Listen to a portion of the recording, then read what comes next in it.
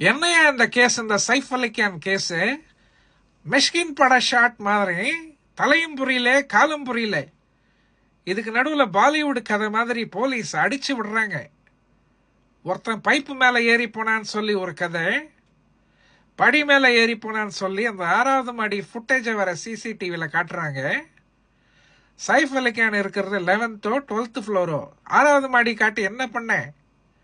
சரி, அந்த பையன் அழகா பவ்யமா குனிஞ்சு மேலே மொள்ள போகும்போது மூஞ்செல்லாம் மூடிட்டு போயிட்டு எல்லா சண்டையும் போட்டு சைஃப் அலிகானை குத்திட்டு கேஷுவலாக கீழே இறங்கி வரும்போது சிசிடிவிக்கு மூஞ்ச காட்டிகிட்டே வரான்.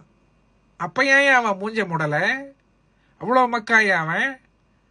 சரி, இவ்வளோ கஷ்டப்பட்டு ஏறினானே, படி மேலேயும் பைப்பு மேலேயும் ஏறி போனவன் சைஃப் அலிகான் ஷூவை திருட போனான்னு சொல்லி அது ஒரு கதை. 1 கோடி கேட்டான் 2 கோடி கேட்டான்னு சொல்லி அது ஒரு கதை. சரி, சைஃப் அலிகானுக்கு வருவோம்.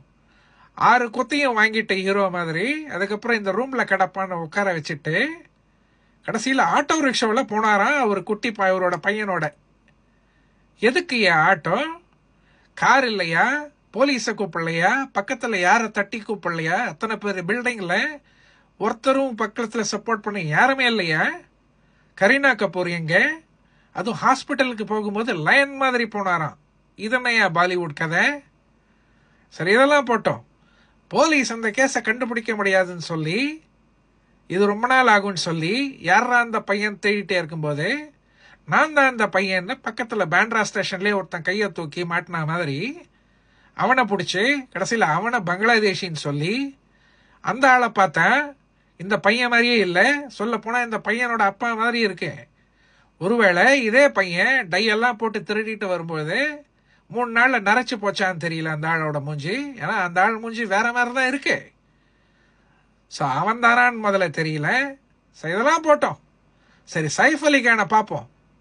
இவ்வளோ கஷ்டப்பட்டு ஹீரோ மாதிரி சண்டையெல்லாம் போட்டுட்டு கடைசியில் ஹாஸ்பிட்டல் அட்மிட் ஆகி பாவம் எப்படி வரப்போறாரோன்னு பார்த்தேன்.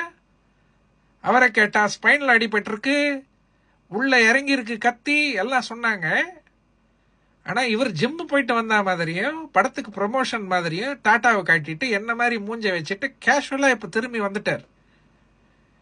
இப்போ நிஜமாவே குத்துனாங்களா? நிஜமாவே அடிபட்டுதான்? இல்லை அவ்வளோ பெரிய ஸ்ட்ராங் பாடியா? இவன் தானா திருடன்? பங்களாதேஷி உண்மையா? ஏகப்பட்ட ஸ்டோரிய ஒன்றும் புரியல.